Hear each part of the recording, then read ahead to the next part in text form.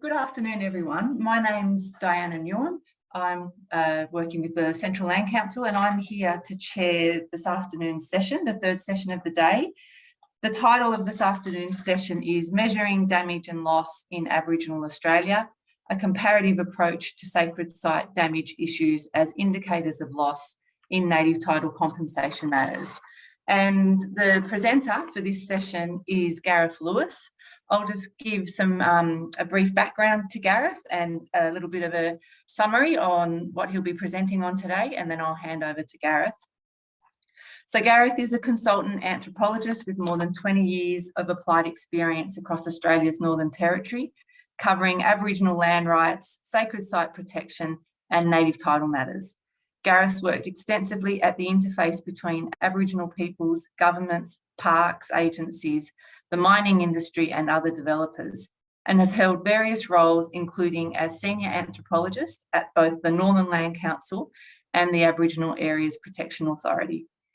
He's worked on Aboriginal land claims, native title claims, co-management of parks, and numerous major mining and other development projects. He's also undertaken numerous sacred site field surveys, sacred site registrations, and has been involved in investigations and prosecutions for offences under the Northern Territory's Aboriginal Sacred Sites Act. So today, Gareth proposes to draw upon this vast experience, and particularly his experiences of dealing with the processes of loss involved in cases of site damage in the Northern Territory, to examine cultural loss at this severe scale. He will argue the need to examine and understand Aboriginal discourses of impact and internal laws and processes of compensation, rather than imparting Western concepts of value, loss, and change. He seeks to review the language of loss, get behind the often inadequate and clumsy translations and tropes, in order to examine what really happens at the individual and societal level. What are the processes of shame and reputational damage? What are the physical and psychological risks? What are the temporary and enduring transformations to social behaviour?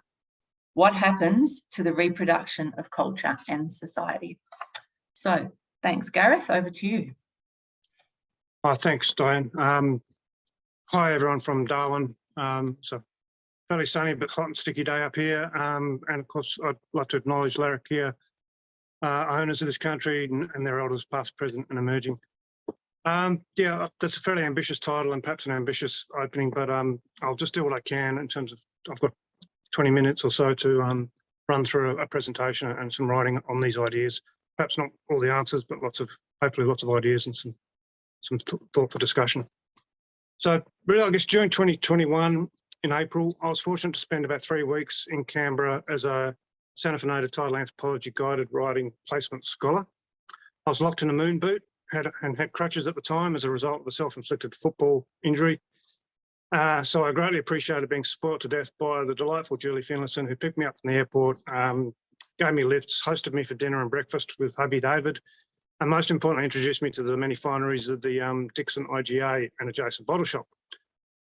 Julie appropriately chastised my wine selection, not on the label, but rather on the volume. She said, surely you're going to need more than that. So anyway, I enjoyed that 3 weeks of scholarly thinking during the placement, away from work, but reflecting on the issues that I've encountered throughout my working career in the Northern Territory. I enjoyed the access to the ANU library and its online portals, and enjoyed bouncing ideas off and drafting an outline sort of proposal for a working paper or publication off of Julie and Professor Nick Peterson. I also had various rewarding conversations, especially with Di Smith, whose 2001 paper on valuing the native title, Aboriginal statutory and policy discourses about compensation, resonated with my thinking, and as did her recording on the CNTO website. So this is the first opportunity I've had to start, I guess, present some of the ideas based on that placement. So it's all a bit rough and ready still. But as the sort of title and abstract suggest, I'm trying to focus here on what I've experienced with working on sacred site damage matters in the NT, and how sort of impacts of such damage may assist us in our anthropological thinking about cultural loss. And of course, how this then hopefully can then be applied to legal processes of seeking compensation for cultural loss, which is obviously an emerging and burgeoning aspect of post-determination native title practice. I've had no direct experience in compensation in the native title arena to date, but my insights are more gained from writing successful connection reports and working on determinations, our land claims, as well as the various court matters I've worked on in terms of investigations and compensation matters for sacred site damage or desecration. I guess I used the 3 weeks in Canberra was really an opportunity to dig through as much of the existing library material as I could, and really returning to the iconic texts of our of esteemed predecessors, such as the Burnts, Elkin, Hyatt, and Stanner. And really, I was really seeking to, I guess, test and review my experiences against the writings of these former greats in our discipline. And as I expected, I rediscovered the preeminence that these authors gave to the cosmology of Aboriginal people and their spiritual connections to the land, as exemplified in sort of this quote which Adele could try and put up. It's the first one from Ronald Burnt, from his 1970 paper, The Sacred Site, the West Arnhem Land Example. And that's basically saying that the land is personified in shape-changing mythic beings, creators not of the primordial land itself, which was given, but of much which came to be in that land. I'll let you read the rest of the quote.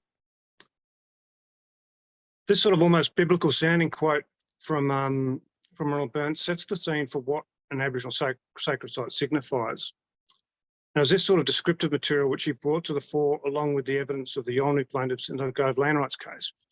And this in turn then set the same tone for the Woodward Land Rights Inquiry and ultimately saw Aboriginal spirituality enshrined in the definition of traditional Aboriginal ownership in the Northern Territory Land Rights Act. A definition which requires local descent groups to be localised within the landscape through a primary spiritual responsibility for the land, usually articulated via sacred sites. This, of course, has shaped the legislative schema and anthropological writing since, especially in the native title era. My applied career has afforded me the opportunity to visit, map and record a vast array of sacred sites, especially across the northern half of the NT. Sadly, much of this work has involved cases where sites have been offended, damaged or destroyed by various actions and causes. This work has involved the recording of both physical damage to sites, as well as documenting and attempting to translate the experience and impacts of that damage for owners and custodians. So really, I guess in my view, cases of site damage offer a benchmark where cultural loss is arguably at its most devastating and incomprehensible. It is simultaneously where cultural loss is at its most keenly felt and articulated, at least inwardly within Aboriginal societies, but also where pathways towards remediation and recompense are at their most complex and difficult. Damage and its impacts are articulated and internalised both by individuals and by groups, and are codified by and managed within the normative framework of laws and customs which the impacted individuals and groups identify with and respond to. So critical here is the sense that sacred sites play an intrinsic and constitutive role in the personal and intergenerational embodiment of a society and in the ability of that society to sustain and reproduce itself. I explored this with Dr. Ben Scambry in our 2016 book chapter in Pam McGrath's volume on the right to protect sites. So a key problem to me is that such fundamentals remain poorly understood and interpreted by the outside world, presenting a massive challenge in the consideration of compensation in the native title arena. The recently released New South Wales Value General's report, which has been on the CNTO website, on compensation value for native title, says that compensation amounts should be intuitive, fair and just to the Australian community. And this begs the question, how can the Australian community understand what are fair and just terms in compensating for cultural losses in a context they know nothing about, cannot comprehend? The literature and other materials surrounding compensation or a native title are emerging. Much material available is available on the CNT website, with web presentations available from last year's conference, with Courtney Bogue's excellent discussion with Sturt Glack and Wendy Ash and Mick O'Kane, as well as early materials, including recordings from Dave Martin and Justin Mansfield. And I know that Wendy's presenting on Friday, and we've had a chat the other day about the commonality of our experiences and some of the matters we'll talk about. I guess, of course, so much has grown from the 2016 federal court findings on the compensation matters in Timber Creek. And I guess and Pam McGrath, I think she urges us to, we have to turn our minds to the shadow side of survival, which is loss. But a particular note, I guess, is that Justice Mansfield's orders, when he ordered the compensation figure of 1.3 million for non-economic loss, was in response to the claims for diminution or disruption in traditional attachment to country and the loss of rights to live on and gain spiritual and material sustenance from the land. The analogy was given of the priceless painting with holes in it. And this was given, and this sort of analogy was discussed by Wendy last year in her video. There's another quote which Adele could put up, the next one from Stanner. In his 1968 Boyer lecture, Professor Stanner recognised the problem of intercultural translation, as we all do. And there's a sort of a nice sort of way of putting it all together into a long quote. But in particular, it's the last sentence that sort of sticks in my brain. A different tradition leaves us tongueless and earless towards this other world of meaning and significance. Di Smith warned us in her work that we need to bring in and recognise Aboriginal laws and values regarding compensation rather than imparting Western concepts of value and loss and change. She knows that we need to do this. A new language is required in order to avoid compensation nullius. I'll come back to that. Last year's Centre for Native Title Anthropology presentation and the video included a really good point from Mick O'Kane, who asked the question, have we developed the language as anthropologists in which we can talk about or help Aboriginal people talk about the effects of trauma and loss on themselves, their families, their cultural practices and their identity? He also asked how we can do this without risking weaponising these texts against the social continuity requirements of connection reporting. I agree completely that language and effective translation of Aboriginal constructions of loss, change and compensation are now critical. It presents as a massive challenge for anthropologists now to render our legal system and arguably our broader society literate to an Indigenous discourse of loss, to not only hear and record the words, the tears, the howls of hurt, but to get behind the often useless and at best clumsy translations of tangible pain and grief, which do easily become tropes, to access what really happens at the individual and societal level. In my experience, it's been relatively easy to sit down and listen to and gather words into a witness or victim impact statement from custodians or owners of sacred sites that have been damaged. And I'm sure we've all heard or read words which attempt to translate by Aboriginal people their concepts of loss, damage and hurt into forms accessible to us in English. Catchphrases like this makes me feel sick, it gives me no good bingy, it makes me sad and shamed, it breaks my spirit. Whilst these are valuable, they're also incredibly ambiguous and understated words, which are seeking to explain the incomprehensible. After all, how does one describe what may be tantamount to the destruction of one's social and spiritual universe? These translations inadvertently and tragically mask the experience of bodily pain, grief, processes of shame, reputational damage, and ruptures to transformations of social behaviour. How can such words hope to convey the scope of physical, spiritual and psychological damage? How can the threats to the ability of a group to reproduce their very culture and society be easily conveyed? How do we measure what younger generations are starting to think in relation to these sorts of things? How do they relate to the values of their elders? How do the elders themselves maintain their own beliefs, let alone promote such beliefs relating to the pervasive and normative powers of dreamings, creation ancestors, when outsiders can come in and tear down inviolable sites, sorry. So as anthropologists, I guess we need to understand and get behind the emotive side in order to be able to articulate impacts and their associated social processes in a professional manner. Again, I look back to some of the classical Australian anthropology in which understandings of Aboriginal sacred sites have demonstrated that sites are constitutional not only of belief systems, but also of social and territorial organisation. The literature and our experience demonstrates how the holistic nature of the Aboriginal world makes it so difficult to separate and consider elements in isolation or in an institutional sense. Again, this is what was picked up by Mansfield in noting the analogy to the painting with the holes in it. How am I going for time, Adele?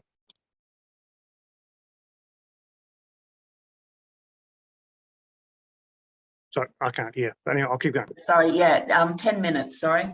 No worries, good. So religious thought and practice in Aboriginal society can be generalised as based on life-giving fertility powers of creation ancestors which are engaged with via ritual and ceremony. There is a balance of power within the social and spiritual worlds where the performance of ritual and ceremony ensures fertility and the perpetuation of life and ensures the continuity of society and its spiritual sustenance. There's another quote from Ronald Burnt here from 1951, where he's talking about that, this sort of ancestral power. So this spiritual power or essence of the creative forces is embodied and personalised, yet detached through the individual's life cycle. It also grounds both the individual and groups within the landscape and the territories and validated by particular ancestral connections at sacred sites. So damage to these sites creates an imbalance of this power. It disrupts the social as well as the spiritual realms.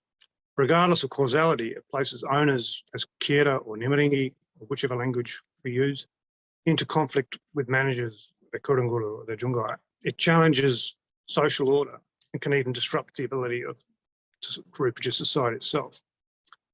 It's also the discrediting of this power when acts of damage or destruction occur. It's as if the power or the Dal or the Jung or whichever language you choose to use is challenged and it's shown to be ineffectual against non-Aboriginal people's forms of physical, legal, corporate power. Again, these are dominant themes I discussed with Ben Scambry in our 2016 chapter. There are many examples that I could draw upon, but I'll try and focus on one, and then perhaps we can end up talking about some more in discussion afterwards. But I guess one of the biggest case that I worked on was the Booty Creek prosecution for the manganese mine north of Tennant Creek in the Northern Territory. Thanks, Adele, well prompted. Where a mining company was convicted in 2013 for desecration and some other offences under the Northern Territory Aboriginal Sacred Sites Act. The company spent over $1 million fighting the court case and ultimately was found convicted and fined a total of $150,000, regardless of the seriousness of the convictions. And these fines didn't go to the community, they went to NT revenue. In working on this matter, so I guess some familiar sort of issues emerged, and you know, I think again that they link back to some of what Wendy and I spoke about the other day. In court statements, one of the custodians described the impact of the site destruction as akin to the ripping out of a page of an inherited book. The narrative is rendered broken, senseless, and unable to be transmitted to the next generation, leaving a permanent gap in the narrative and the tradition. Again, this is highly reflective of the Timber Creek analogy of the special painting with holes in it. Also, in the Booty Creek case, there was a Northern Land Council regional officer employed at Tennant Creek who organised an ill-fated mine inspection with traditional owners, which the company incorrectly assumed was a decision in their favour to undercut the sacred site. This officer died of cancer within months of the incident, again similar to the caravan park owner at Timber Creek who died soon after concreting over the dreaming site. This was seen and accepted as the retributive power of the dreaming. There's been a more recent death at the mine site, which I assume, and I haven't spoken to people about it, but I assume would be treated in a similar sort of way. I think there was a wall collapse in the mine and a guy was killed in his operating at the bottom of the pit. But probably more, and beyond those sort of things, that I guess custodians describe the changes to social relationships and behaviours, the fights between friends, the changes in drinking behaviours, and you know the attribution of unusual environmental events such as floods and fires to the site damage. Also, the site damage reignited earlier disputes around contested succession to the mine, with disgruntled claimants who hadn't been recognised as owners citing the damage as proof that the recognised successors were the wrong people, arguing that this supported the validity of their own claims. And on top of all that, one of the key custodians who gave evidence became very ill and spent a lot of time relocating away from Tennant Creek to Adelaide for a whole range of health issues, which again, I'm sure that person and family and community would attribute back to the same sort of events. Despite the sort of landmark convictions in this case, in 2013, the community is still seeking to finalise a confidential compensation deed which has been negotiated with the NLC. I worked on this process. We saw the company attend a very fiery meeting of traditional owners in Tennant Creek a number of years ago. The hostility the company representative and his lawyer received in response to a read statement of apology was completely lost on them. Visibly shaken in the corridor during the break, I responded to their confusion. They asked me, why the hostility? We were convicted, we paid our fine, we've said sorry, we want to move ahead. So I explained to these guys that the man leading the hostility against them in the meeting is the man being held accountable for the damage by his community. Despite everyone knowing full well that the company did the damage, he is the one that's holding the can. I explained that he must be seen to be punishing the company, not ARPA or AAP, the Aboriginal Restriction Authority, not the courts. It needs to be him. And he needs to do this in order to fulfill his responsibilities to the site, to regain his respect amongst his peers and restore social harmony. In response, the company asked for a written explanation of this process, which was prepared through the NLC. This was taken to a company board meeting, and very, very shortly afterwards, a sizable but confidential compensation amount was offered to the traditional owners and custodians. And we're still trying to sort out that deed of agreement, because it's actually in itself has caused a whole range of issues of what to do with the money and then who gets the money, and so a whole range of other issues.